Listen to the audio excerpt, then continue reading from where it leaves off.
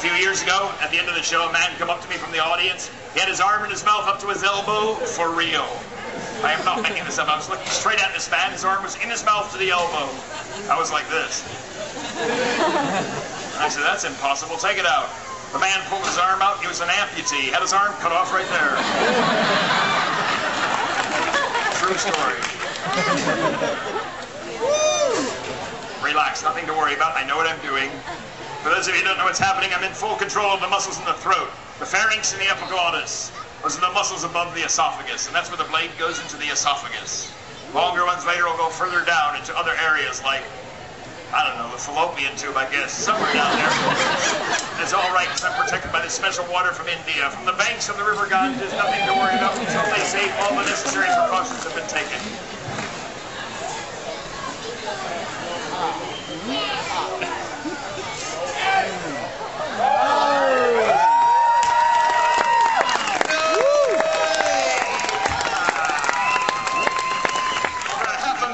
The blade length. You can see how far down that goes.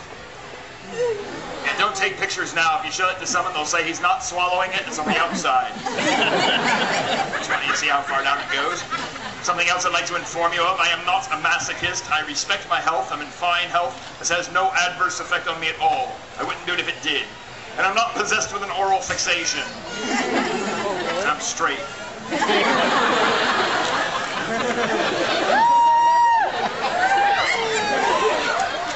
I do this because it's a dying art.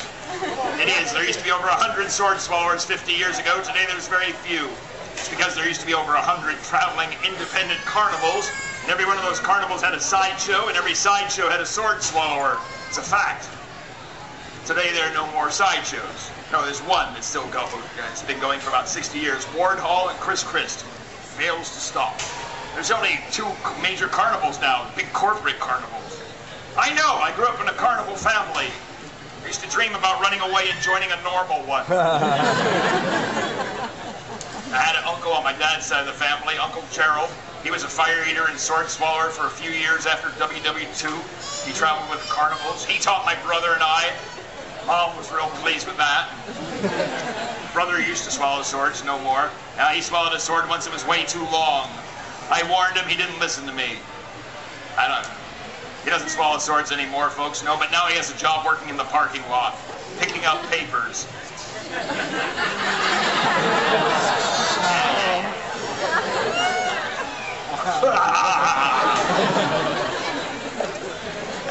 No, I'll do it. Here's what's going to happen. The sword will be set in place. I'll then take the hands away. And when I feel myself to be in a straight line, I'll snap the fingers, and at that moment, the sword will drop straight into the esophagus. Hands out. Yes, it's gross and disgusting, but you'll watch. I'm watching. Watch.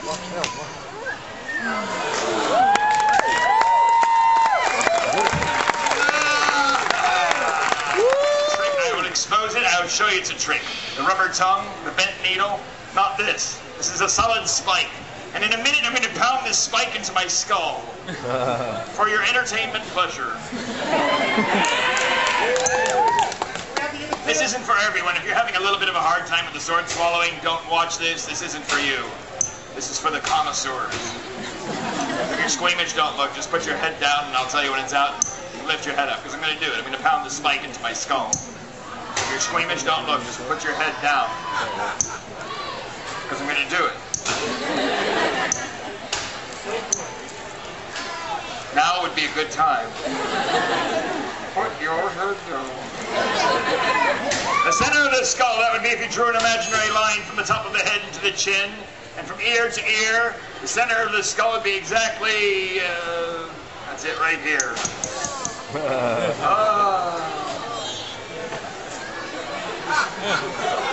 Technically, that is the center of the skull. You don't get your money back. But I'll do a little better for you here. I told you not to look. Is it better if I do this so you can't see it? There, it's gone.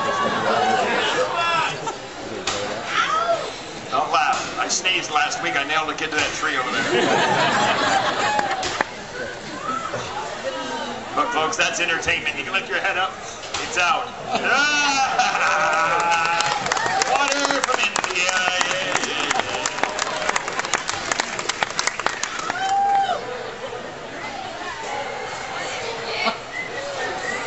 Smoke rings. I used to be the champ. Watch again. This time it's square. Yeah, right. Are we going to jump through one? We got to train. Come on, we're going to do the act. Jump through the smoke ring.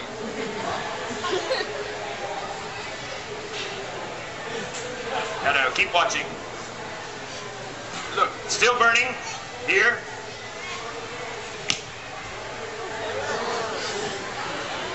Oh! I'm all right. Wait. Come on. I'm all right. I got it. Oh.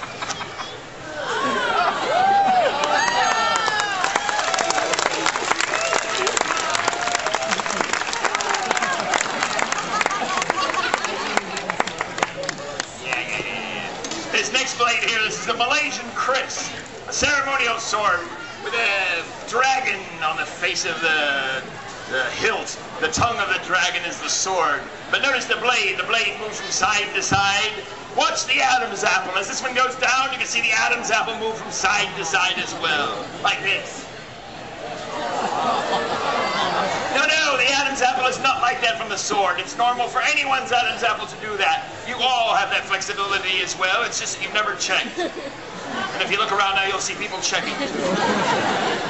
Another one of those moments where the audience amuses me. I look out there and see 20 or 30 of them.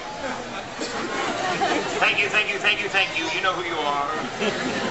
That's all right. The others usually say, oh, I'm too cool. I'll wait till I get to the parking lot, but they do. They do, I know, because my brother's in the parking lot, he tells me.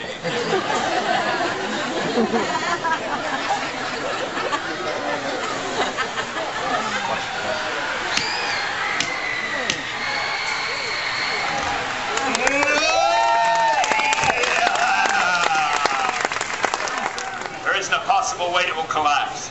But there'll always be a few people that'll say, don't believe it, it's a trick. People, there will always be skeptics. Skeptics, I mean. This time, though, I won't even touch the handle when it's on its way out. By taking a bow with it inside me, the weight of it alone will force it to eject itself. Now, once it's all the way down, I am going to twist the handle around twice, clockwise.